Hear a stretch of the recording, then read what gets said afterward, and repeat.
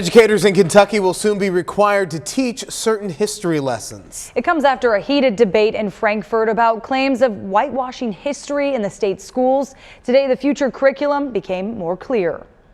Tying educators' hands or unifying? That was the debate over the Teaching American Principles Act this spring in Frankfort. That aligns true North American principles with state standards. Disrespecting and dumbing down the education of our children. The legislation was folded into another bill and ultimately passed. Now, these 24 documents, including the Bill of Rights, Abraham Lincoln's Emancipation Proclamation, and several U.S. Supreme Court opinions in landmark cases, will be part of the social studies curriculum in Kentucky. The social studies standards were meant to be up for review in 2025. The Kentucky Department of Education says a change like this would normally take 2 years. But the law says it needs to go into effect July 2023. So we did have an accelerated timeline. The timeline announced to lawmakers Tuesday, fifth graders will be the first to have the documents in their academic standards, but the documents could be taught prior to that. Eighth graders will focus on the documents from 1600 to 1877, and high schoolers are expected to evaluate the documents from 1877 to present day. I don't think that will be their only exposure to the pieces, but at least in terms of the standards, that's where they would live. Ray says as for educators, it likely won't upend their current lesson plans, and they're not limited to just the 24 explicitly stated documents. Most would say they're already utilizing these documents anyway. The process isn't over yet, but Ray says it's likely the basis of what was presented Tuesday will stay the same.